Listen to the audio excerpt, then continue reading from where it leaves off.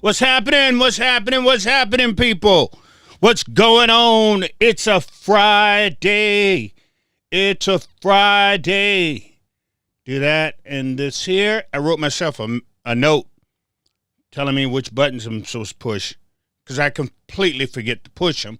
And then the next thing I know, this thing isn't doing what it was supposed to be doing.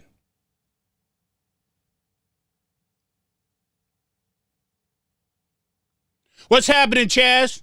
Chaz says, how come nobody wanted to talk about fraud when it was the north side? He said, but let it be some Somalis and they'll all cover it up. They'll all cover it. I mean, not cover it up, but they'll cover that. Well, Chaz,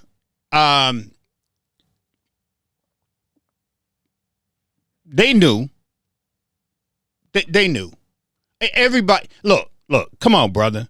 They got this. I was just, you know, what's funny, Chaz? I was just about to talk about this white woman. I was just about to talk about this white woman. I don't know if you follow her or been following her. This lady right here. But she's been in Minneapolis. I don't know. I don't think she's from Minneapolis. I don't even think she's from Minnesota. And the reason I say that is because all the stuff she's covering right now, it's just old stuff. So she said the streets are empty. No longer do people come to downtown Minneapolis.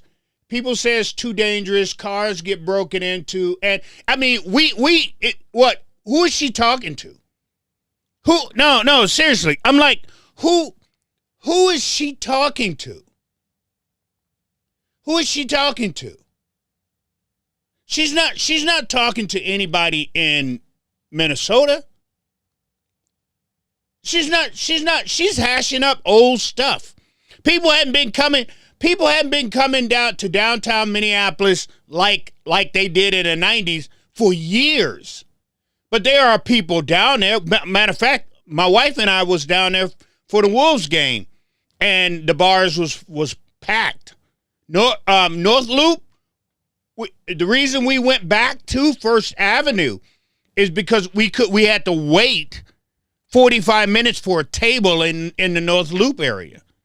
So, but anyway, hey, what's happening, John? Happy Friday, brother. Yeah, but my wife, I gotta tell you about this. Is real, people. Hold on. This is real. That's not a you know how you can put a backdrop on your get up? This is real. That's a Christmas present. That there is a Christmas present from the wife. She got tired of she got tired of looking at my videos, and I'm having that purple with the tiles on it and stuff like that. But this is real. That she had that made for me. I opened it up on yesterday, and oh my God, look. That's one thing I'll say about my wife. My wife takes care of me. She does things that I don't even realize, but she knows what I need. She knows. I don't have to listen, people. If I don't want to do nothing, seriously,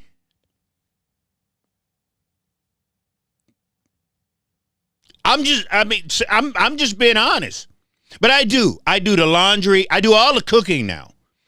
I do all the cooking. I cook. My wife would tell you, I cook. Well, no, I don't cook on Fridays and Saturdays. She cook on Fridays and Saturdays. But the rest of the week, I do the cooking. I do the laundry. I clean the bathroom. I take the garbage out. That's all I got to do. Any other thing, my wife takes care of me like you would not believe. 38 years. 38 years. But that's what she got me. That's what she got me for my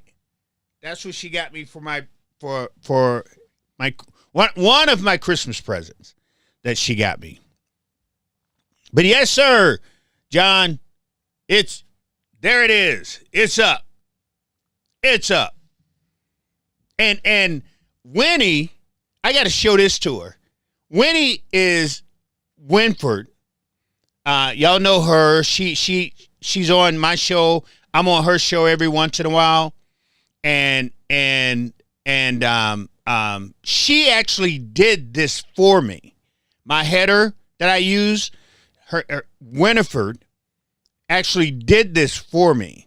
And then my wife had this. I don't know how she did it, but she said, no more of that other backdrop. This is what I want up.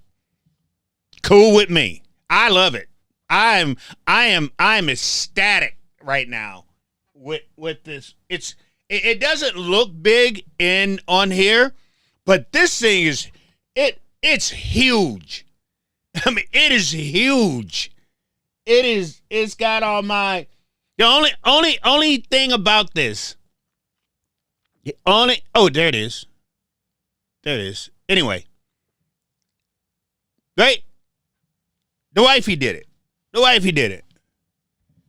Love it. Your wife did awesome. Yes, she did. She knocked it out of the park. She knocked it out of the park. Cause I'm in it. Like I said, the reason I'm in this, I had to tear it out. I literally had to dismantle my whole other area. I had a room to myself, even though anytime she come in there it was messy, and then she got on me for it. But that's all right. I could put up with that. But I had to dismantle that whole area. Everything you saw on the wall, gone. All of that, gone. My table, I had this really big, huge round table. The problem with that is I had too much room, and I had stuff all over. It was a mess. I when I look back at it, I'll be the first one to say it was. I kept that place just a flat mess. And now that I got this little small area, it's every time she come down here, she always tell me how nice and clean it looks. It is what it is. They stuck me in a corner. And you know what? This actually works out. This actually works out good. I got to get my lighting. Literally, I was down here not most of the day. Some parts of the day. Had to add tiles to the back wall because the back wall is completely white. So I had to add these black tiles so I can get some of the glare off, because it was bouncing off here to here, and you couldn't literally see because I'm so dark. Can't help that. But my camera here couldn't adjust to me, so I had to do all of this here, and then I had to move this thing about 4 times, because the closer it is, the darker I get. The farther back it is, the lighter I get. Pretty funny. But the wifey did that. I am a happy man right now. A happy man right now. But anyway, Chaz asked a question. Chaz was saying, yes, I started to follow her when she covered. Oh, okay. Yeah. So she's been running around town. But the thing about that, Chaz, is her, and then there's this little white kid named Nick that's running around town too, trying to cover some of the stuff that's going on. Nick's been going to these daycare centers that we all knew about. That was the biggest. If you didn't know about the daycare centers, then you don't even know about Minnesota. The daycare centers was the biggest telltale signs that something was going on. Because they're sitting there going that they got 100 kids, and you go by one of these daycare centers, and the reason they put up the blackout on the windows is because people was going checking it out. And you look in there, and there's like two people in there with 3 kids, and the 3 kids in there are their kids. And they're charging the state that they saying they got 100 kids in this joint, and they don't have 100 kids. They got 3 kids. And this is why I keep telling you and trying to make you guys understand. This stuff has been going on for years. I just did a post. Go on my page, right? So this Asian lady is out there now with this here bullshit, and that's what it is. As if the Asian community came to Minnesota without any help. It's a damn lie. Any immigrant, whether it's, these immigrants that came over here, most of them are from war-torn countries. They were pulled out of these countries or pulled out of these camps or these encampments somewhere over there, and they had nothing. Let's make sure we understand what I'm saying here, because this lady can get on here and she can lie all she wants. She's bullshitting. But these people come over here with nothing but the clothes on their backs. And some of them don't even have clothes on their backs when they come here. But once they get here, they're set up with housing. They're set up with health care. They're set up with food allowances. They're set up with government money. They're set up with government education.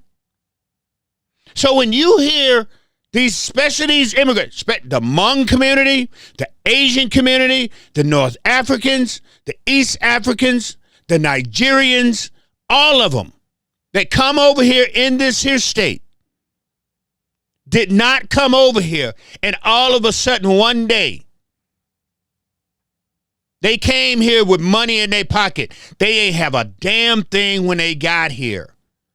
The Minnesota taxpayers, my tax dollars, funded everything these people got until they got on their feet. Everything. They got welfare like you wouldn't believe. Look it up. Don't believe me. But this lady, I got this lady on my page. I retweeted her for that very reason, because she told a lie. I've been retweeting a lot of lies this week. But that lie, I want to make sure y'all understand. Y'all can get mad at these Somalis all you want. I understand. Don't get me wrong. Don't get me wrong. But what y'all need to understand about this whole get up, there's a blueprint. This is what I keep trying to make you understand. There's a blueprint that was set up in the 70s. And that blueprint has been going on for longer than you ever would want to think. How to make money off of these refugees. And if y'all think that these white folks are going to bring these people over here for free and they're going to do all this stuff for you, out your damn mind. Stop it. No, stop it, really. These Lutheran churches and these Catholic churches, they've built new wings on the end of their church. The reason why the church is so big, because they getting all of this kickback money. $2,000, $3,000 a person that they sponsor when they bring them over here. You think these people come from Cambodia? They come from Asia. They come from Hmong. From the Hmong community, and they can just get around Minnesota.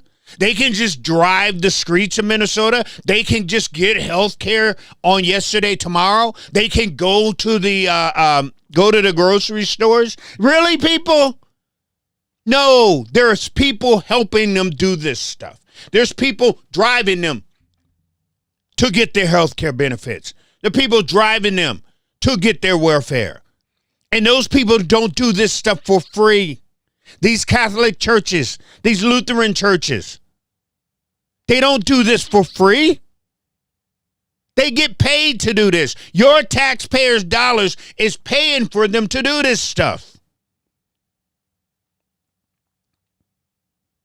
Y'all got to wake up. Please, people, just wake up long enough to stop being so hateful that you don't see what literally is going on in front of your face. That's how they play us. They know all they have to do is get in your heart and show you something, and you will hate it.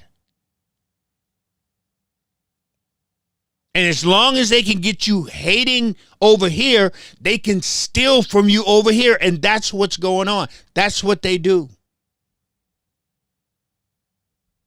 They show you crime and black people doing this, black people are doing that, black people this, black people that. And as long as they keep your eyes on black people, as long as they tell you you got black fatigue, they're over here. These people are literally robbing you blind. They're robbing your own people, or robbing you blind. But then over here, they're telling you black people are doing all of this stuff.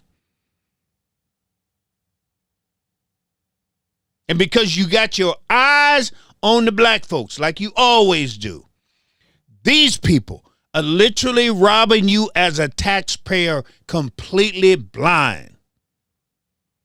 That's exactly what's happening. And y'all just don't get it, because the blood that flows through you has been boiling from the time you was born. The blood that ran through your grandma, your grandpa, your ancestors have been. Why? Because they told y'all. Yes, they did. The media has always told you it's the black folks that's doing it. Black folks ain't doing nothing. We just sitting back watching this stuff go down.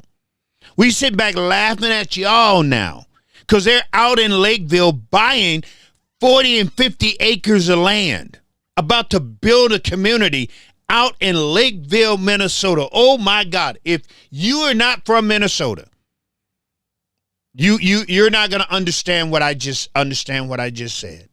Lakeville, Minnesota was at one point in time one of the whitest places you could be in the state of Minnesota. It was white. Lakeville, I do believe in the 90s, Lakeville was almost 100% white. Lakeville was. Yeah, it was. That's why they put it, that's why they built a white community all the way out there about, 35 minutes away from the city. They did. Look it up. St. Michael, Albertsville was supposed to be the same way. St. Michael's, Albertsville, it ain't turned as much as I thought it was going to be turning, because they price their houses out there. See, this is what they do. Lakeville, Albertsville, St. Michael's, Albertsville, right?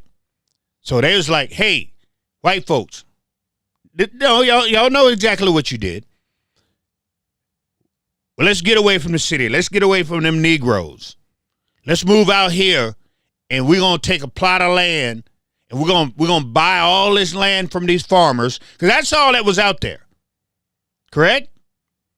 Farmland. White folks built their own little community out there. And not only did they build their own little community, here's the thing. Prior Lake, same thing I told you about Prior Lake. So what they did was, knowing black folks, we ain't got money like that. We ain't got money to buy a $300,000-$400,000 house. We just don't. That's how. It's not redlining anymore. It's not called redlining. It's pricing out. They priced us out of their community. It's what Albertsville do. Look it up yourself. Look, when I tell you something, I don't expect you just to sit here and believe what I say. What I expect you to do is go, let's see if this here crazy reverend know what he's talking about. Oh, wow, Albertsville is 99, almost 97% white. There's a reason.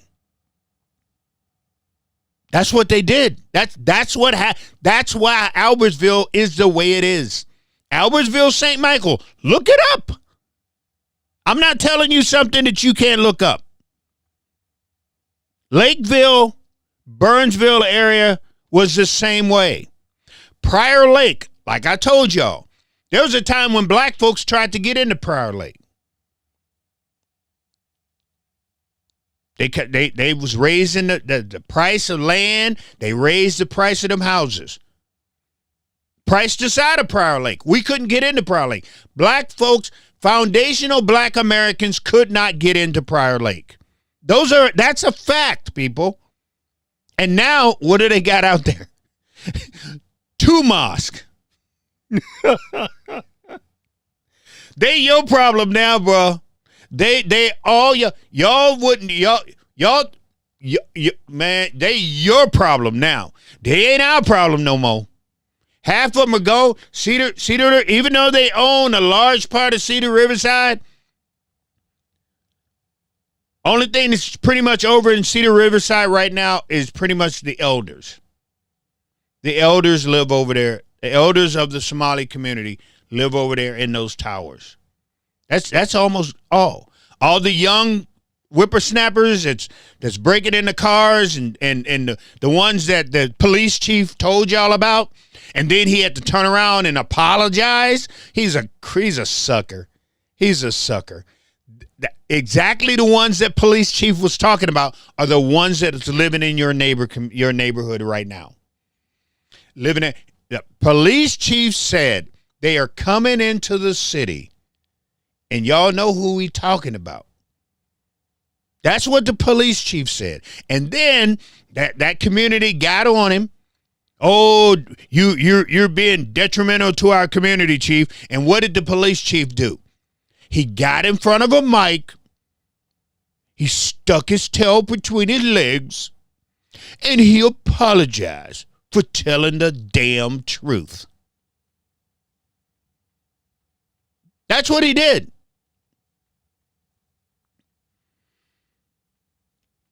Merry Christmas. Happy New Year. And for those who celebrate it, Happy Kwanzaa. Happy Kwanzaa. I'm sure Big Vic probably won't be on here tonight because I closed the door on his ass tonight. Come on, man. Come on, man. Come on. There's certain things I don't play with. There's certain things I don't play with. And when I'm talking about a African tradition, Big Vic, don't play with me. We can play all you want, dude. But no. Because I wouldn't do that to your culture. I wouldn't do that to your culture. So if you're on here tonight, Big Vic, I'm just letting you know. That's why you got the door slammed in your face. I don't play, man. Not when it comes to things like that. I would never say something about your culture. I don't play that. Period, point blank. Check this out, people. Check this out. Chaz brought up a good question. Is why aren't they looking into a lot of the fraud that we also have in the black community? This isn't just a Somali situation. It isn't. Do you guys have any clue how much money goes into the black community? And we've said this. Chaz has said this on his show. I have said this on many occasions on here. I've said it when I gave you a perfect example on how this money that one of the reasons the Democratic Party was able to get this trifecta is they was able to raise a lot of money to be able to run against the Republican Party. One of the people they had to get out of office was Senator Roger Chamberlain. They had to get him gone because Senator Roger Chamberlain was about to blow the whistle. He was about to blow this whole he just needed to get all the, you know how they got the screen and the pins and show you how things. That's what Senator Roger Chamberlain was doing to this whole thing. If you want to talk about somebody who was in 2019, 2020, was on. He literally flying over the target.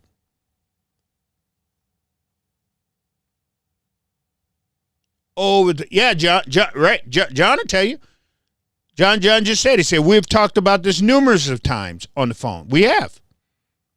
But Senator Roger Chamberlain was literally over the target. If they hadn't taken him out, if the Democrats hadn't taken his seat,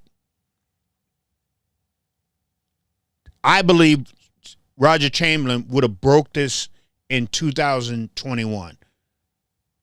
Because in 2019 and 2020, he was there, man. He was literally there. He's a Republican.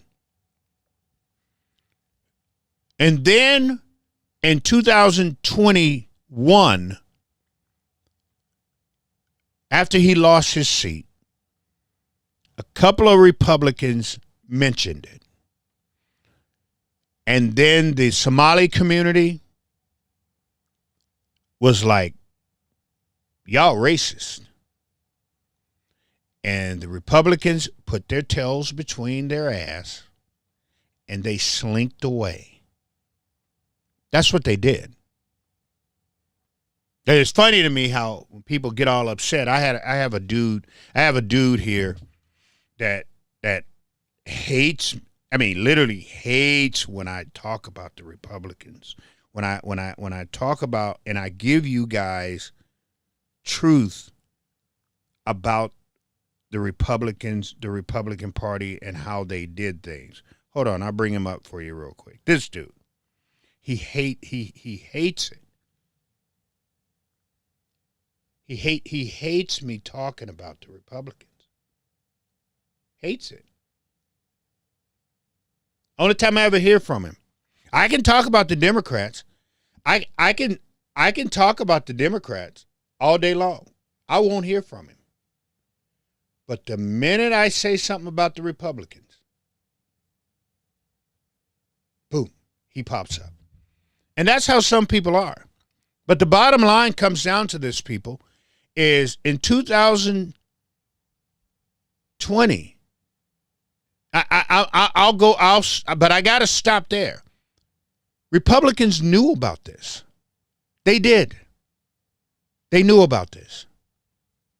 21, they knew about this. 22, they knew about this. 23, they knew about this.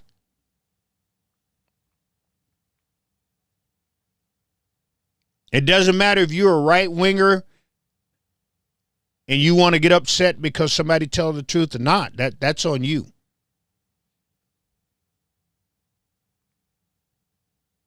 But there was nothing they can do about it. And because the Somali community called them racist, they ran with their tails between their legs. That's the truth. And that's what happened. But it's funny to me. Yeah, CJ. No, CJ, I said, I'm going to give them 2000. I said, I'll give them 2019, 2018. But in 2020, they don't have an excuse, CJ. You're right. They knew back in 2018. You're right. But I gave them 2018. I gave them 2019. But they don't have an excuse, CJ, for 2020. They don't have an excuse for 2020, 2021, and 2022. There's no right-winger follower or voter can sit there and make an excuse for them in 2020. There's no one. No one. No one. But you're right, CJ. 2018, they knew. 2020, CJ, they knew because Roger Chamberlain was talking about it out loud then. Out loud, he was talking about it. And I can tell you, I know this for a fact because I talked to him on the phone about this stuff.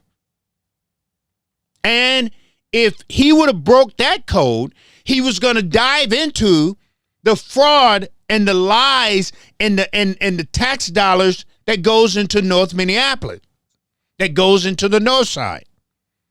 How do you, like I said, how do you think the Democratic Party got all of this money? Listen to me, people. They got all of this money to turn this trifecta this go around. I'm going to show you one way. I'm going to do it again for you. Watch this. I'm going to do it again for you. This happened in North Minneapolis. This happened in St. Paul. This happened in South Minneapolis. This happened in West St. Paul. This is exactly how they got all of this money. And nobody wants to talk about it. Nobody wants to hear it. My friend Chaz, like I said, the urban conservative, if y'all not following this cat, y'all, I'm just saying, set up a meeting. Yes, he did. Him and Wasp. Wasp was another guy that I use all the time. Got information like you would not believe he have. So I keep telling these people, you need to talk to these two guys. You need to get them in a room and put them up on one big bright lights and say, give me everything you got. That's what the Republicans need to do, but they won't do it because they're afraid. Watch this. True story. Because we have never had the nonprofits we got over north right now. It's unbelievable, people. I'm talking, it's crazy, the number of nonprofits. But there's a select group of nonprofits I'm going to talk about here tonight. So the big thing in the black community is what? Gun violence. You hear that all the time, right? All of these kids getting shot, all these, and you guys, right? You guys have helped me raise money. The 3 kids that died, y'all helped me raise enough money that the families, those 3 kids, this is what you guys did. You all did this. I was able to give these families enough money that they did not have to leave the hospital while their kid. No, most families leave and have to go get food and all this here. No. Y'all sit right here. Sleep on the couch, get your blankets, whatever you got to do, sleep in the room, but you should never have to leave. That's what you guys did. Y'all did that for me. I handed these people a checks. We're going to talk now. Remember what I just said. There was 3 families. Remember that.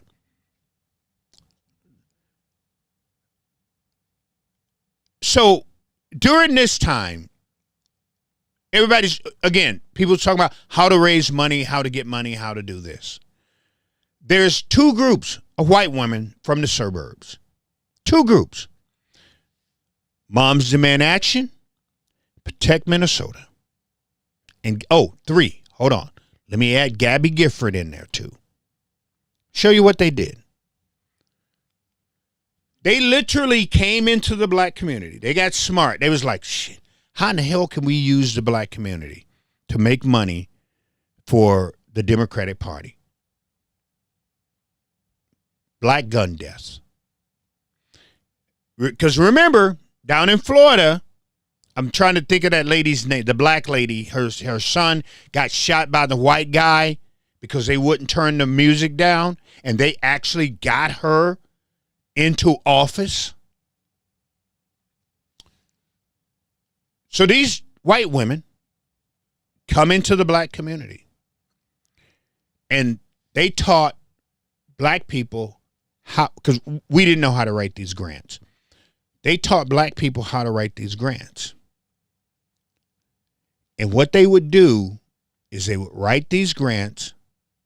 They would get $50,000 from these grants, and they would kick them over about $5,000. They are now, we went from 0 gun groups, gun violent nonprofit, 0. There's about 22 right now writing grants and getting money.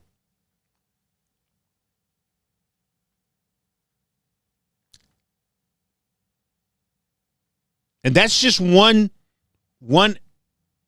stage of how they're using this grant money to live on.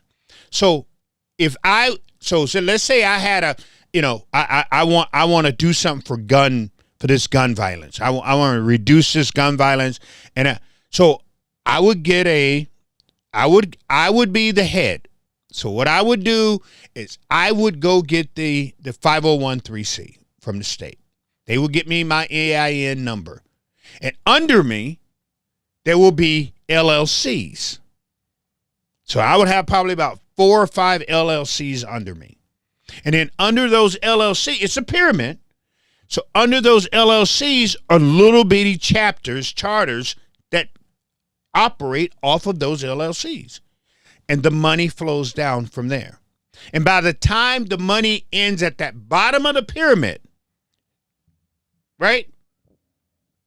By the time it gets to the bottom, everybody got a piece of the pie.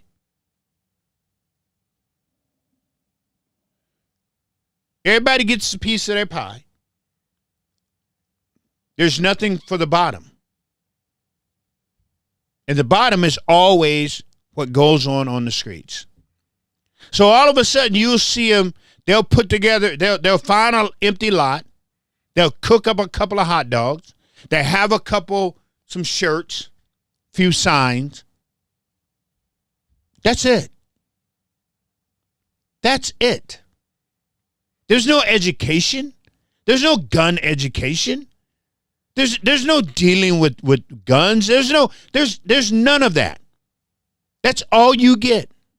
You get probably about $4,000 out of that 50. Well, out of the 45, because they gave 5 to the white women. So then they kick off another one. The top guy gets 20, and then the rest floats down. And by the time all the money is doled out, there's nothing for the streets. Everybody get paid except for the streets. With all the money that goes into the black community, you would think we wouldn't have any problem. There would be no gun violence. That we would have places where kids could go to learn, to understand. We have none of that. None.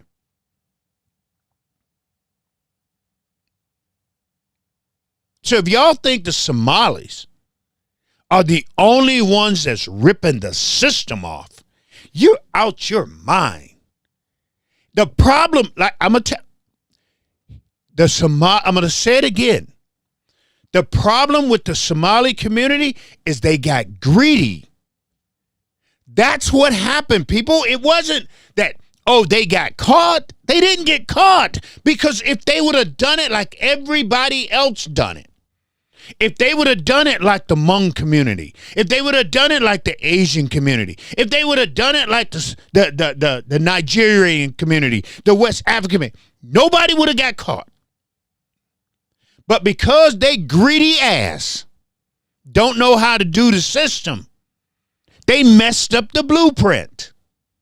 And that's the part y'all don't understand, because you're not in the streets, because you don't understand, because you're not around this stuff. Y'all don't understand that part. So you got to listen to the garbage that you hear. Ow, that hurts. So you got to listen to some of the garbage that they give you online. One thing I've learned about Twitter is the lyingest place I've ever. Oh my God, they lie so much. They lie so much on Twitter. They lie. Dude, hey, I want you guys to do me a favor. I want everybody who's listening to me right now. Okay? You can write on my page, or you can put it in my message. Here's what I want you to do for me. Now, if this is your first time hanging out with me right now, one thing you're going to learn about me is if I think about it right then, I got to put it out there. I want you to go into your Bible, or if you know, I need you to tell me. But here's what I'm going to ask you guys tonight. By the end of this here, and I'm going to be done at 8 o'clock because we got to go. We did not get to watch A Wonderful Life last night, and that's something that my wife and I have done for 17 years. And the reason we didn't is because my grandkids spent the night last night, and we was up. I don't know what. We was doing some of everything. So I've got to go watch A Wonderful Life. So I got to be done with this at 8 o'clock or around 8, somewhere around there. But I need you to show me in the Bible where it says that Jesus was born on the 25th. I need you to show me in the Bible where it says Jesus was born on December 25th. I need somebody show me the scripture that supports people saying that Jesus was born on December 25th. I know we way off subject, but there's a reason I need that from you. Because I want you to figure that out yourself. I don't want to tell you. Because if I tell you, you won't believe me. If I tell you, you won't believe me. If I tell you, you won't. And I'm going to tell you why I say that. I actually went around with somebody on yesterday who told me that his pastor, listen to me, and I'm not kidding when I say this. This dude told me his pastor preaches to his congregation that Jesus was born on the 25th. That's what he told me. He also gave me the name and number to his church. I called the church and left a message with his pastor on today, asking him for a meeting. Oh no, we sitting down on this one. Because I need for this pastor to show me in the Bible. I need the scripture and the context out of the Bible that I read that says that Jesus was born on the 20th. If you teach that in your church, I need to see it. I need to see it.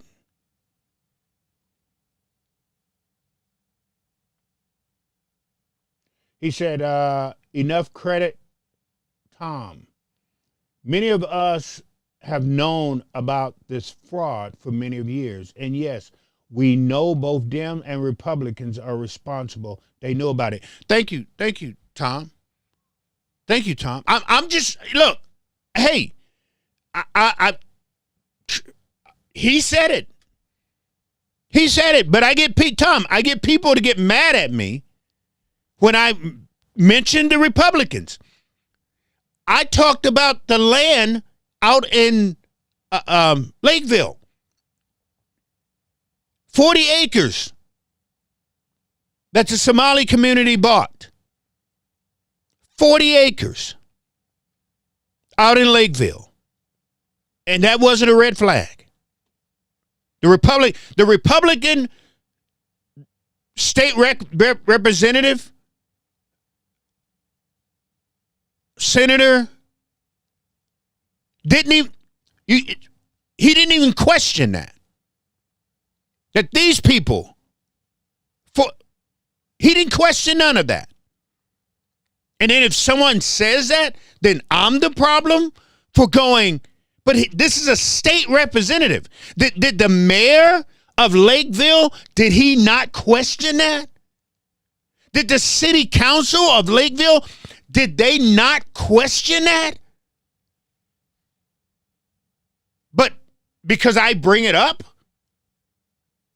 I'm the problem. There were so many red flags here in Minnesota. That's how bad it is. There were so many red flags that there's no way in the world you're going to sit there and say, I missed this. When they're sitting there going, well, we're going to ship a lot of them down to Wilmer because of the meat plants. No, you was shipping them down to Wilmer because you wanted that area for votes. Same thing with Shakopee. That Amazon hub, the warehouse that's sitting there in Shakopee, that huge building, they could have easily put that in Minneapolis and gave everybody a shot at those jobs. That's not what they did. They put that building in Shakopee for a reason. Shakopee basically gave Amazon the land. And what did they do? They shipped all of those Somalis down there. That's what they did. Not only there, but then they shipped them a lot of them over there to Valley Fair for the summers. Y'all know what I'm talking about. You been to Valley Fair? Hello. Don't act like I'm the only one. I'm the only one that will talk about it because nobody want to be called racist. You can call me what you want. I don't care. Prove me. I keep telling people, call me what you want. But while you calling me names, prove me wrong on the things that I'm saying. While you're calling me name, prove me wrong on the things that I'm saying.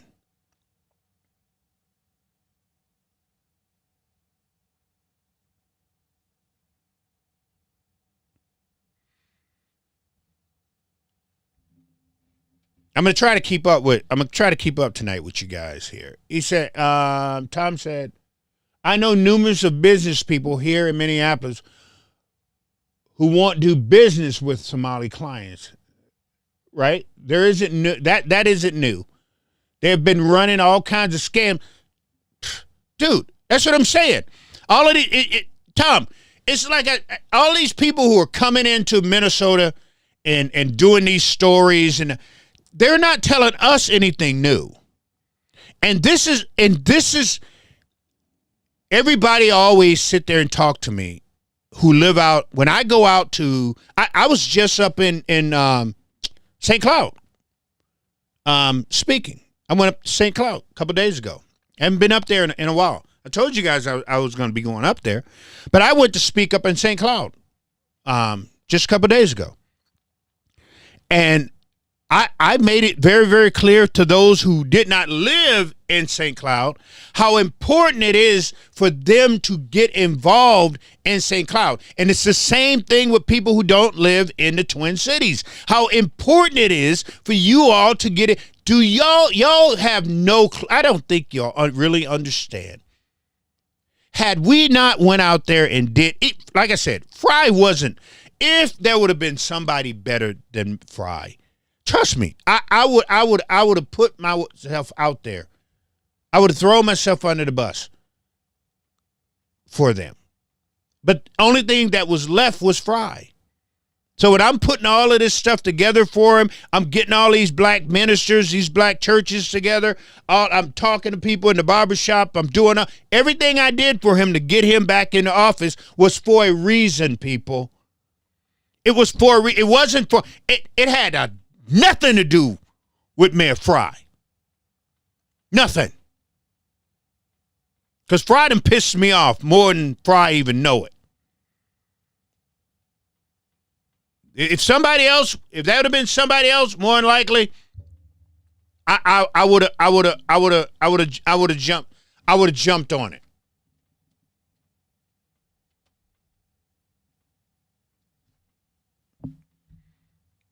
But y'all don't really understand who don't live. You live out in rural areas.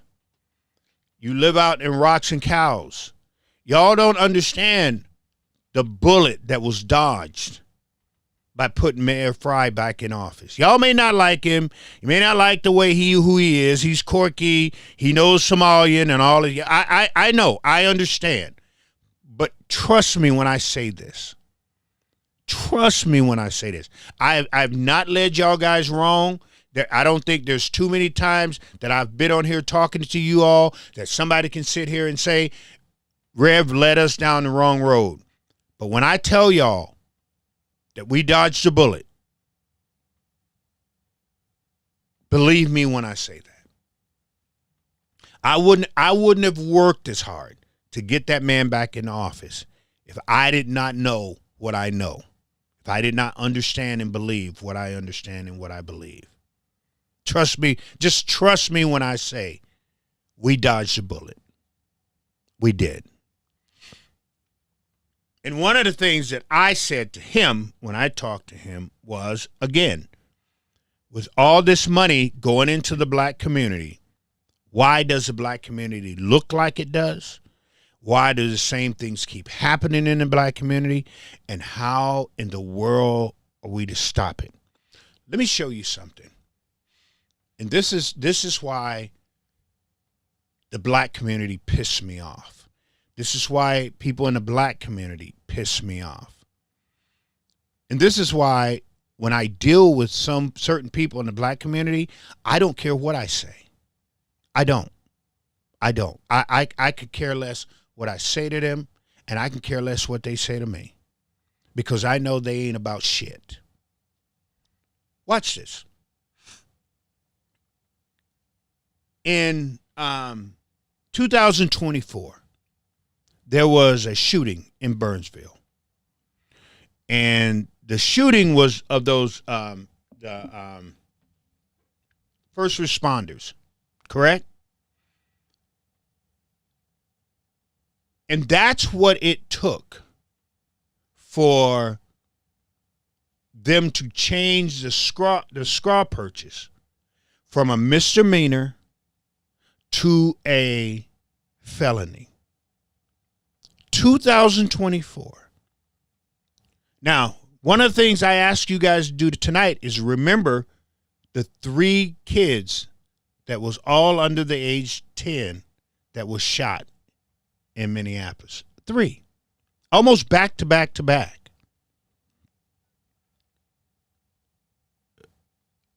But a couple of those guns were straw purchase. In 2000, this is Chaz, 2020, right? That those kids were, the summer of 2020, those kids were shot, or 21. But my point of the matter is this here.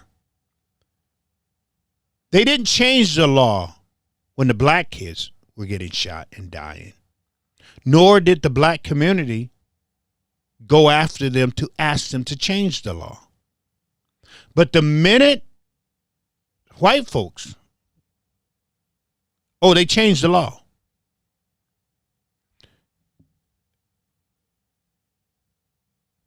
A 11-year-old was shot by a 16-year-old. Both of them had a gun. The 11-year-old pointed his gun at the 16-year-old. So the 16-year-old pulled his gun, shot and killed the 11-year-old. That happened a couple of months ago in the black community. And we ain't going to the legislators. We're not going to the very governor who has bought a black church. Listen to me when I say that. I know y'all, some of y'all probably don't understand what I just said. There's one church that the Democrats run to in Minnesota, in the black community. One church. That church gets money like you wouldn't believe. Millions of dollars flows through that church, through the Democrats. And anytime something goes on in the black community, you better believe that's where Tim Walz is headed. Just like he was just there a couple of days ago. Did a whole little press conference out of that church. These Democrats funnel money through black churches like you wouldn't believe. We all know it. We all see it. But who's going to listen to us? Who's going to give a damn about what we say? Republicans don't listen. No, they don't. I just told y'all. I had two friends who have all this information, have sat in front of Republicans and told them about this stuff, told them exactly what was going on, told them about the money, gave them money trails. And you think the Republicans have done a damn thing?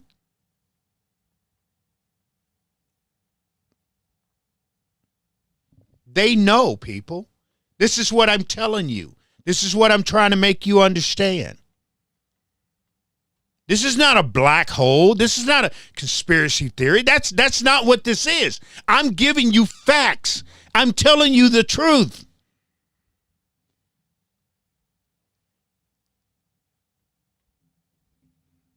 And you think the Republicans will come over and, hey, let's go talk to Rev. Hey, let's go find out. Hey, no. So there's a reason why I stay on the Republicans' neck. Even though you don't like it and it pisses you off, but I don't give a damn. I don't. I know I don't, because I'm going to keep doing it. I'm going to stay on their neck. Just like I stay on the Democrats' neck. And if you don't like it, be gone. Because I say, you have never heard me go out there and post going, can you come follow me? Y'all follow me because you want to. Not because I asked you to, because I didn't. So if you leave, don't announce it. Poof, be gone. If you don't like my content and what I say, if you're one of those that's a one-trick pony, and the only thing you want to do is stay on the right-wing side and hear bad things about the Democrats, then stay over there. If you're a Democrat and the only thing you want to do is hear bad things about, then stay over there. Don't come messing with me. Because I'm not nice. Just because y'all see that REV in front of me, people have learned. But one thing people have learned coming over here messing with me is if you're going to go to hell, I'm going right with you. No. I'm not. No. See, I ain't playing that. Oh, well, Rev, you can't say this and you can't do this and you can't do that. No, I walk with you. I'll walk right through hell right along with you. You call me a name, I call you a name. If you throw a rock, don't turn around, because I'm throwing the same rock that you threw at me. I'm throwing it right back at you. I don't play over here.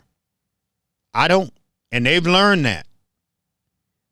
They've got to the point where I've dogged them so much, they go and trying to find Bible verses to come at me with.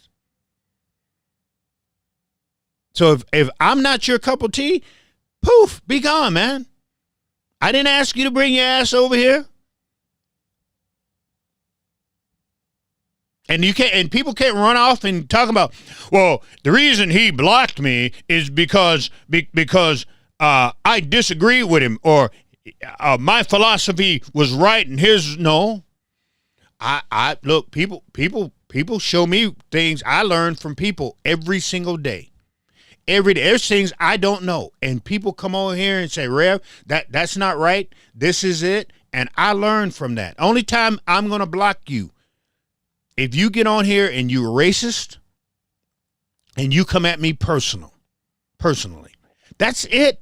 I've never blocked somebody for proving me wrong, because I'm the one that's sitting there going, prove me wrong. I've never blocked somebody for that, ever. And if you've been with me long enough, you know I've had people come at me like crazy, to the point where I even told y'all, do not mess with anybody who come at me. I got this. Because y'all can't fight the devil. Y'all don't know how to fight the devil. You haven't been trained to fight the devil. So how you going to fight the devil with nothing? Using earthly things. You can't do that. So that's why I tell you, when the demons come on my page, leave them alone. I got this. I usually got about 3 hours every day that I'm sitting in a chair watching my blood go around, that I ain't got nothing to do, literally nothing to do.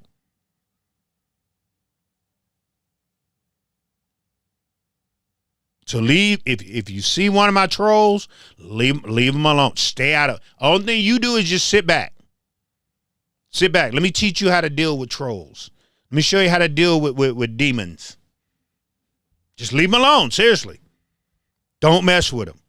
Because you're wasting my time. You're wasting my time. But again, like I said before, there's so much here in Minnesota. There is so much fraud going on. Just throw a stick. Seriously, just throw a stick and you're going to hit something. That's all they have to do. Throw a stick and you're going to hit something. But our officials, the people that you vote into office, they don't want to hear it. I'm being dead serious. They don't want to hear it. You haven't heard one elected official on the Democratic side. You have not heard them say nothing about all this fraud. And then when Tim Walz do talk about it, he's blaming everybody else for it. He's not blaming the right people. He's blaming them. But other than that, you have not heard. You don't even. I was over on Facebook. If you follow me on Facebook, I've been over there throwing this stuff out.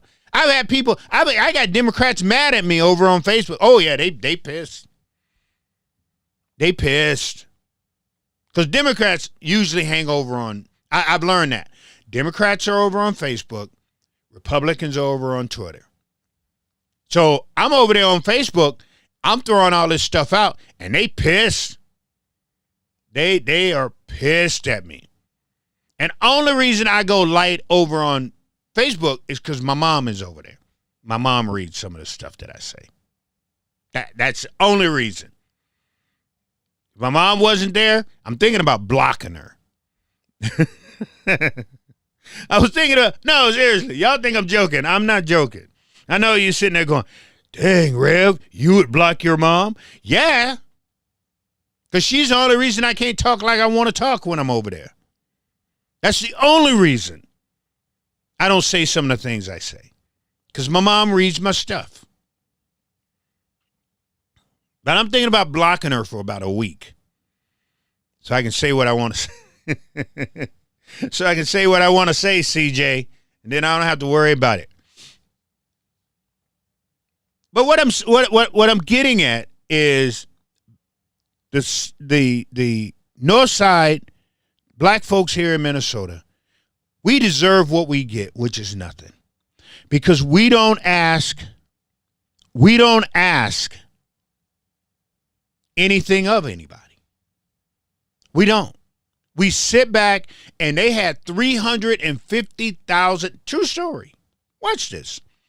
They had listen to me, $350,000 that the city council had for these so-called violent interrupter group. That's another, hold on. I forgot about that group. There's another group of people that we have in the Twin Cities. They're called violent interrupters, right? So the city council is trying to move this money to different groups who they like. Like if they like, so there's probably about 17, 18 different violent interrupter groups, right? And out of these groups, these city council members have their no joke, have their favorite groups. And then what some of the city council members was trying to do, they was trying to move this money over to a certain side, so therefore they can dole the money that the group they like, that group will get the money. I know, seriously, that we had an argument, had a fight. That look it up for yourself. Look it up for yourself. Matter of fact, there was a pastor that was at the city council meeting that they was arguing back and forth. You know who Jason Chavez is, that punk? Jason Chavez tried to say that the pastor called him a gay slur. If y'all remember that, look it up, people. Yeah, look this stuff. Y'all can, like I told y'all, everything that I say, you can look it up. But what happened was the city council, who liked so many people on this side of the city council, and this city side of city council had their guys that they like, and they have their guys that they like, and they try to move this money so they can give people who they like this money. It was only $300 some odd thousand.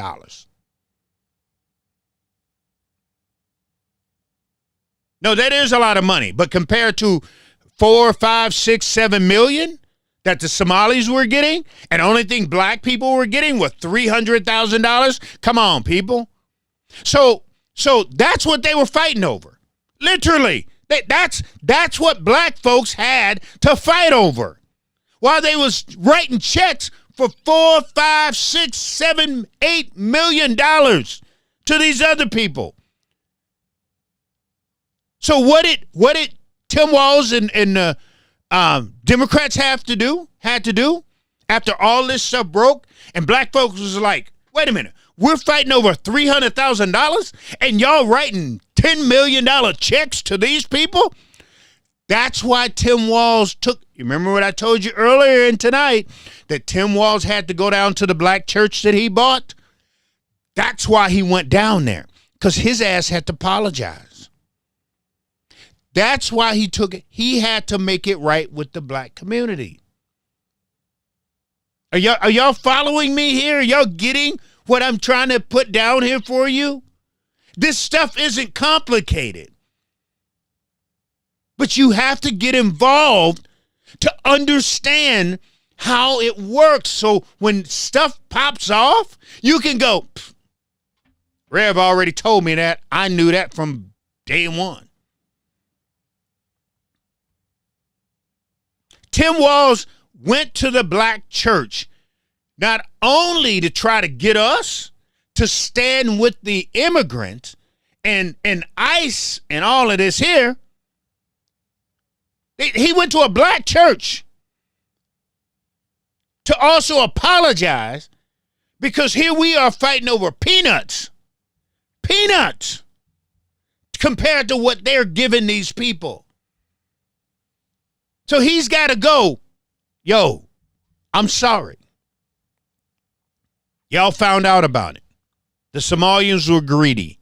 They wasn't supposed to get that much money, and they wasn't supposed to be at the BMW dealership every Friday. They wasn't supposed to be buying land in Llano Lakes. They buying land in Lakeville. They wasn't supposed to be doing that.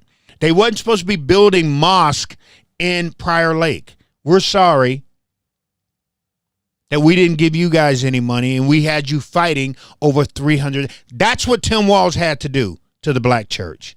That's the only reason Tim Walz took his ass to the black church. That's it. He had to make sure that vote, that black vote, was in pocket.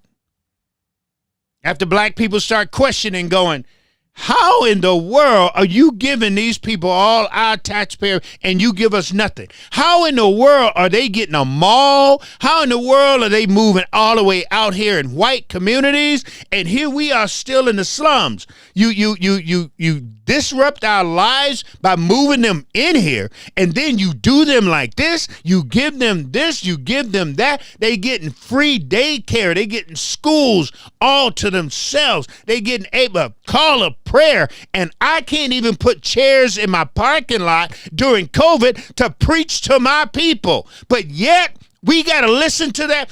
Tim Walz had to apologize for that. He had to apologize, people.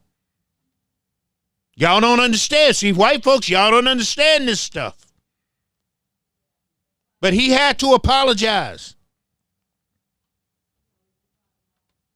He had to. This stuff couldn't go down the way it did and he not run to the black church.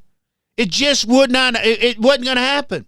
And then he want to turn around and say the same people that you stepped on us to get to, you want us to go out in the streets and fight ICE. Get your fat ass out of here. Get your fat ass out of here. I'll be damned if I tell y'all see me. Don't take your ass in the street. Do not. You ain't got nothing to do. They made themselves a problem. White folks helped them make themselves a problem. Y'all don't get in these streets for nobody. Nobody. If I hear a black person on Facebook talking about I called ICE, boy, I'll find out who you are and I'll put you down like you wouldn't believe. Shut the hell up. We ain't got nothing to do with this. We got more problems in our community to shake a stick at than be talking about out running around, talking about getting in front of trucks and all this here stuff for ICE. Boy, I ain't got time for that. I ain't got time for that. I ain't got time for that. We got all these single mothers that we had to do. I think it was 33. Total 33 families that were helped this year. Thanks to you guys. You guys are the bomb. I just want to, I got to put a shout out to you. I want to thank you guys for helping us do what we did.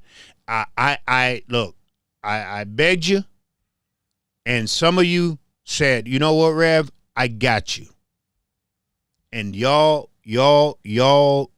came through. So I appreciate you in everything, every single time. I have asked you guys, some of you don't show up, but you swear up and down you're a Christian. You swear up and down this is what you do and all this here type of stuff. And, oh, trust me, I've been through, but they're the ones who just will be like, I got you. Always show up. Y'all always. So I thank you so much. And for those who like to keep count, because no, stop it. Because y'all know what I'm talking about. Don't act like. Because before I get off, I'm going to get off here. Y'all give me 15 more minutes and I'm going to be done. So out of all those families, 7 was white. 7 was white. And I know you sit there and you go, why is it about, trust me when I say what I'm about to say. There are some people, color does matter. I know y'all like to say that. I know. But it sounds good for you to say, oh, color don't matter. When I say that, trust me when I say that. Trust me when I say what I just said. Color does matter. So yes, anytime I do something, more than likely there are white families involved, people. I don't just do this for black people. I don't just do this for Mexican, Asians, Hmong. I do it for everybody. That's what my book, I don't know what your book told you, but that's not how my book works. It's not. It's not. And like I tell people, and I'll say it again, y'all have a choice. No, y'all do. Y'all have a choice whether you're going to help people. Y'all have a choice whether you're going to do what God tells you to do. I don't have that choice. I don't. Because when I was bad and I was doing ugly things, I told him, if you get me out of this, what I got myself into, I promise I will do whatever you tell me to do. That was the promise that I made to him. And the promise he made to me was, I will get you out of this. Here I am. So I don't have a choice. I don't. Y'all, I know some of y'all don't understand what I just said, but I'm just telling you, I don't have a choice. I don't. So I have to do this. Even if it means I got to beg you for $5. Okay. I'm good. I'm good.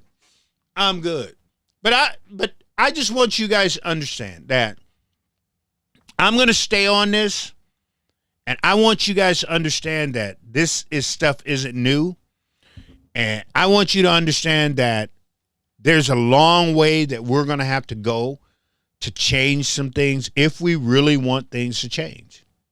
because there are people who will fight us because they like the way things are going. They will fight us so we don't have a change. One of the things I talked about a couple of nights ago was my grandkids. And I said, when I leave here, I want to make sure that my grandkids have a better place than where we left it. And this is what we know. This is what we know. We know that in probably about years to come, that you and I are not going to be here. The world is going to be different. We know that. No, we know that. What I mean by that is the majority. I'm just saying, do the math.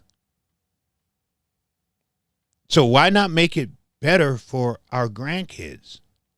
Why not start coming together and showing them that we can be a nation that can work together? Everybody can get along and everybody can build this thing up for the better. Because I can guarantee you, if your focus wasn't, if they didn't tell you to focus on us, black folks, y'all probably would have saw what this other group was doing.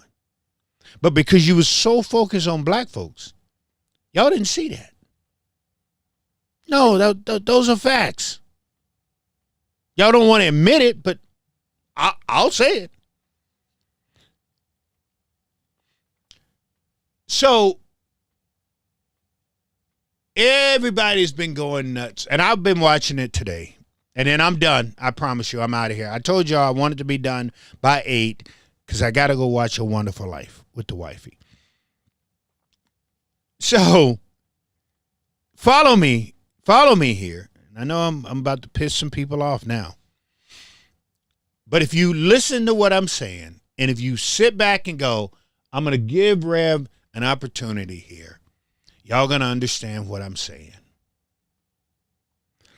Because one of the things I saw that everybody's been going crazy over is the Snoop Dogg halftime show. Let's rip it up. So, back in the day, there's a black woman that song, however you want to say it,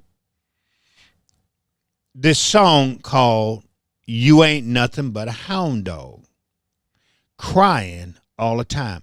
A black woman did that, correct? But because white people didn't want to hear it from black folks, what'd they have to do? Come on. I know this is about. I know. Listen to me. I know at times I get tough, and we're about. This is. I got you. Don't worry about it. I got you. But just walk this one with me. Because again, prove me wrong. That's all you have to do. You can come right there on the Get Up and prove me wrong. So there's a song, You Ain't Nothing But a Hound Dog, sung by a black woman. White folks didn't like that. Oh, we don't want that. So they decided, let's go get us the king of rock and roll, which he wasn't the king of rock and roll. She actually was. Little Richard. Correct? All these songs he sang, but he couldn't sing for white folks in the way that they wanted to hear it.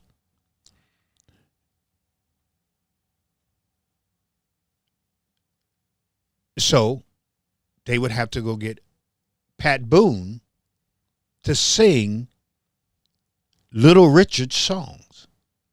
That's how Pat Boone made his riches, correct? So all of a sudden, they say, let's go get Snoop Dogg to be for the halftime. and they said, we don't want the Dr. Dre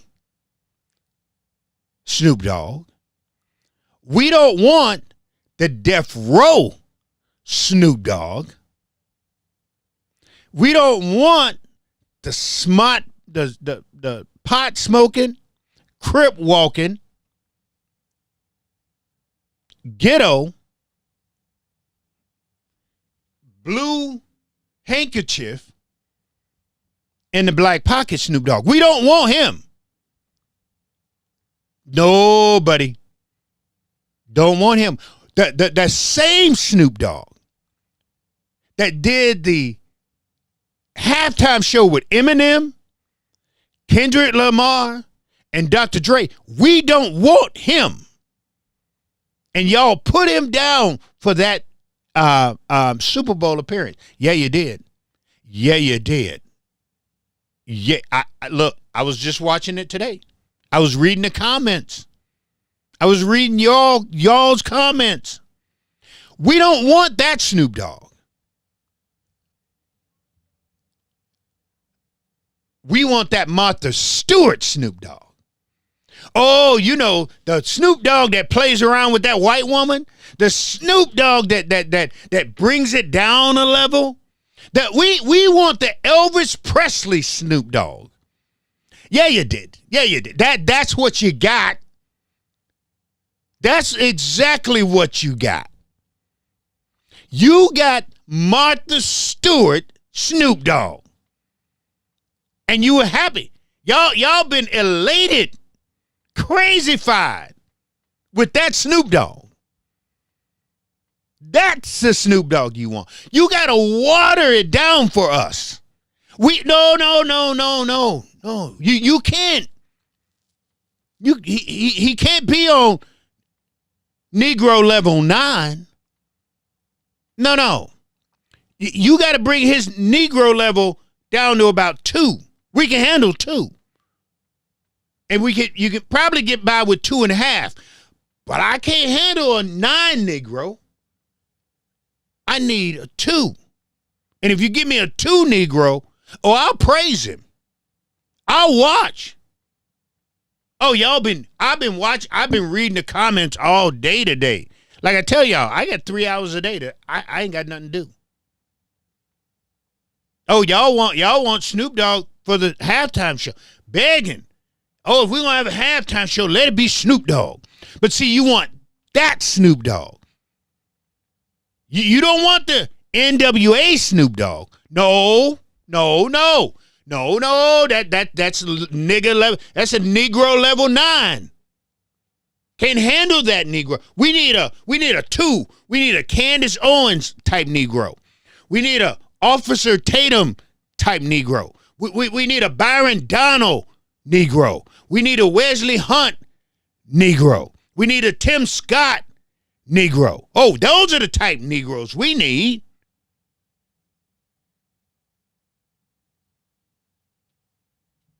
Y'all know I'm right. You know I'm right. You know I'm right. You know it. And while you're at it, while he's at that too, sneak in a couple white people, ballet dancers. Put some white folks on there. Give me a white girl with a cowboy hat. Don't give me a Serena Williams coming out crip walking. I don't want to see that black woman crip walking. You know I'm right. You know it. You know it. Snoop, you got to put that Negro level to 2. And if you put it to 2, we're going to love you. Oh, Snoop, we will love you to death. But you get that Negro level at 9. Can't love you. Can't deal with you. So we want the Martha Stewart Negro to come out and do the halftime show. We don't want that bunny person. We don't want that bunny person, Jay-Z. We want the Martha Stewart Snoop Dogg. Snoop D-O-double-G. Snoop. That's who he want. Snoop come out on stage. That Negro Snoop Dogg, he come out on stage smoking. Got that chronic. This other Snoop, he walk around with a candy cane. In a red Santa suit. And it's funny. That's why I was sitting there going, wait a minute. Snoop Dogg's in a red suit and y'all not calling that demonic? Y'all not calling that devilish? Wow. That's what blew me away. Because anybody else, if it had been the Negro Snoop Dogg and he came out in that 9 stage, that suit he had on, y'all know as well as I do. Y'all would have called it demonic, you would have called it devilish, and everything else. But because it was the 2 Snoop Dogg, oh, he can walk around in red. That's like Santa. And y'all hate what Megyn Kelly say. Santa's not black. But y'all let Snoop in his red suit be black with a candy cane. Really? Y'all crack me up. Y'all crack me up. No, y'all crack me up. Snoop was a black red suit wearing Santa, and I ain't heard nothing from Megyn Kelly. Are you kidding me? Are you kidding me? Hey, as long as he put that white lady in there with that little white cowboy hat, y'all didn't care. That's all it took. That's it. And y'all was good with that. Everybody's running around all happy now. This is the type of Super Bowl halftime show we want. Tired of seeing them niggers running around here. Come on, man. If we're going to be real, let's be real. Everybody tomorrow, we're going to turn to the, what did the dude say? We're going to turn to the TUPS halftime show. But think about it for a second. No, let's think about this whole thing for a second. And then I got to go. No, I really got to go. Before all these Negroes got on your TV at halftime, didn't y'all have the halftime show? The halftime show was all yours, correct? Y'all had the halftime show forever. And then nobody was watching it. Nobody cared about the halftime show. Nobody cared about the halftime show. Y'all didn't care anything about the halftime show. That's how Negroes got the halftime show, because y'all didn't care. Y'all halftime shows were boring. Nobody stuck around for them. Matter of fact, hold on. Wait now. Like I said, prove me wrong. Y'all didn't care about your halftime shows so much that in living color, did everybody turn from the white folks halftime show? That's what you did. To a black comedy sketch show, because the halftime shows were so boring.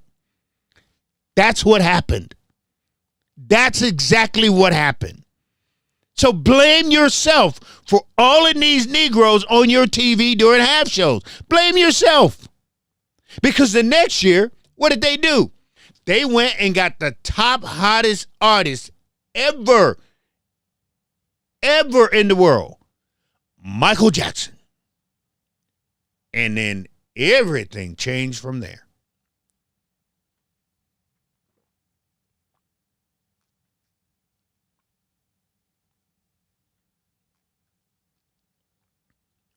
Those are facts. I didn't make that up. You can get mad at me if you want. You can get pissed off. I hate when he's right. Son bitch. Sound like my grandfather. My grandfather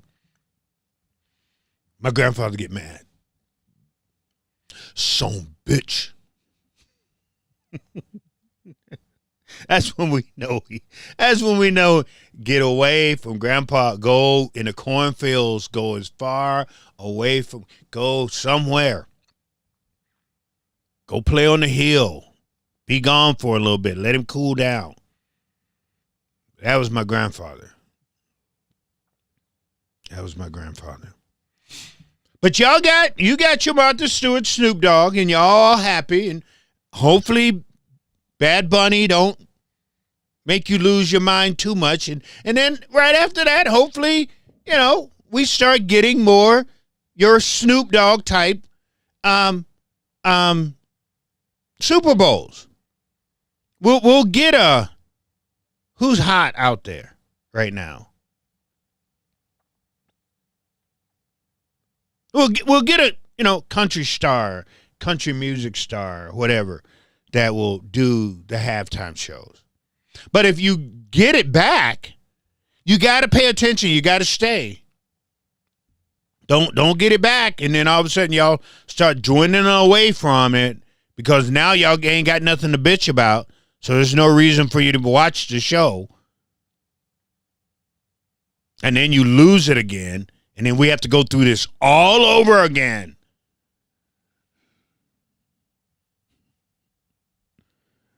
But you did it to yourself, so don't be. You're mad at black folks for it, but you did it to yourself because y'all had that Super Bowl halftime show.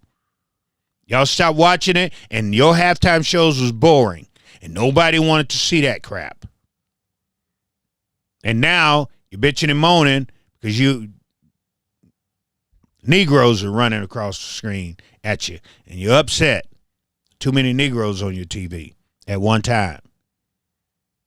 So I keep telling Jay-Z, put a couple country acts on there, a couple of years, make them happy. Give them, matter of fact, give them the Martha Stewart, Snoop Dogg, and they're going to be happy. Then we don't have to hear about it. Don't have to be on Twitter. My timeline is filling, my get up keep filling up with people bitching and moaning about the Super Bowl halftime show. But that's pretty much what happened, right? Netflix was like, okay, we're going to get Snoop Dogg in here for those 17 black people who can afford a ticket. You don't see no black people at no game. When? Every now and then, cameraman literally, they hunt. They have to go hunt for black folks in the audience. You don't see black folks at no damn football game. You just don't. You don't. Because we can't afford the tickets like that. Every now and then, you see a couple of black folks at a game. And I guarantee you, half of those black folks at that game probably got the tickets from their work. You can be mad at me if you want to. Those are facts. Because I know anytime I go to a game, we save up to go.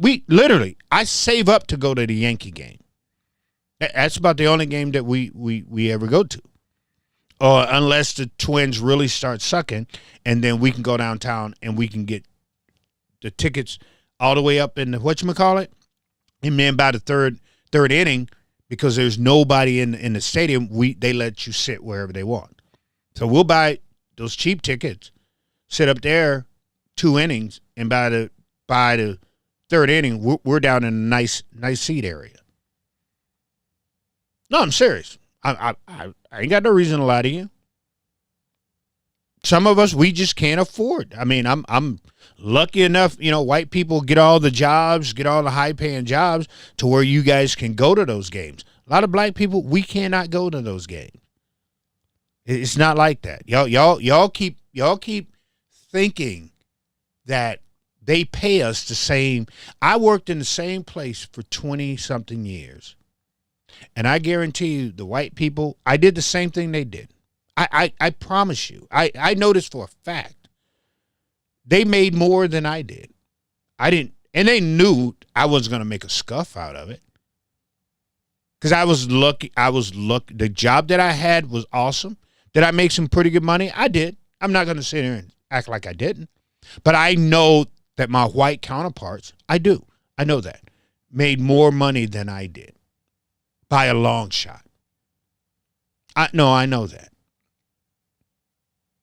And that happens in a lot of other places too. So We don't have the money like that to be sitting in luxury box seats and being able to go to games all the time.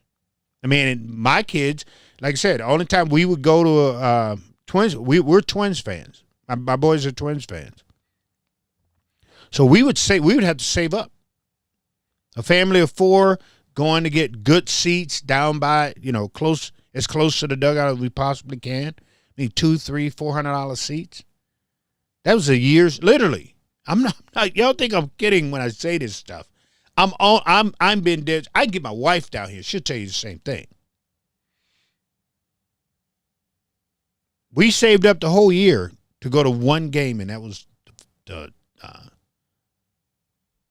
get good seats. We paid for the good seats at the Yankee games because we're all Yankee fans. We're Twins fans too, but when the Yankees came to town, that was different. And then what we would do any other time, or we would go see. I keep forgetting them. The St. Paul team. We wanted to go to a baseball game. We go to St. Paul farm team, or like I said, we would go buy tickets off the streets, or buy tickets off the streets, and then they'd be the nosebleeds, and then we would move down as the game would go, and they saw people wasn't going to show up. They just let us go down there, and we go and watch the game that way. But black folks ain't got money like that. Look in the crowds. No, look in the crowds. I'm not saying nothing is. It's not that y'all don't know. Y'all know that. So that's why we sit at home. We just don't have the money to do that. Just don't. We just don't. Anyway, hey, I am 38 minutes over. Totally my fault. I'm gonna blame me tonight. That's my fault tonight. Totally my fault. Did we knock everything out? Yes, we did. Oh, one other thing, real quick. The Lions. People are blaming. What's that number 14? They're blaming that number 14 for doing the Trump dance, because after he did that dance, that was it for them. That was it. That's why they missed the playoff. Facts. Look it up for yourself. But you know what? I love it. It's the Lions, so who cares? The Lions and the Vikings are the bottom feeders anyway, so we really don't care kind of what happens to them. I love the Viking fans because I get a kick out of messing with them every single year. That is my get up with everything. But anyway, hey, again, Merry Christmas. I hope everybody enjoyed their Christmas. They enjoyed their family and things of that sort. That was awesome. I sure did. Well, I'll see you before New Year's. So I'm not going to say Happy New Year's and all that stuff just yet. But if y'all not doing anything, and if you're one of those people who don't hang out for New Year's, I am going over to Bethesda on New Year's Eve. We have what we call night watch. So we have service. Service starts at 10 o'clock, and then we do the countdown, and then we pray to have a better year. So that's in South Minneapolis. If you guys looking for a church to attend for New Year's, you can come over in Macedonia. I'm sorry, under Pastor Thomas, Reverend Thomas, Pastor Reverend Thomas, Macedonia in South Minneapolis. So I'm just putting that out there now. If you're not doing anything for New Year's, and if you one of us who we do what we call night watch, you can come in and hang out at my church on New Year's Eve. Do the countdown. We have service. We do the countdown, and then everybody gets to drive home safely. So we try to get you out of there before the knuckleheads get on the roads and start driving, right? But anyway, I will more likely see you guys on Monday. I don't know if my grandson is going to be over here on Saturday or not. Was going to do a show with him last night, but they were playing with all the stuff they got and all at their stuff. So anyway, hey, I'm out of here. Like I always understand and realize that we serve an awesome, awesome God, a God that no matter what you do, when you do, how you do it, right? God will turn you around. Trust me. I'm sitting right here in front of you. If you don't know, if you haven't been with me long enough, you probably don't know my story. I tell you what, I will bring that back to light one day so you can know and sit there and say, yep, I'm a miracle. But I know what God can do for you, and I know what God has done for me. No matter when and where it has happened, God has been right there with me all the time, no matter what I've done, no matter who've done it to me or I've done it to them. God has looked at me and said that because of his grace and his grace and his mercy, I'm here in front of you. And I'm sure somebody out there understands exactly what I just said because they were in the same boat that I'm in. But because God is so good, so awesome, he decided to take everything that I've done that I wasn't supposed to be doing and just throw it away and say, I'm going to give you a second chance.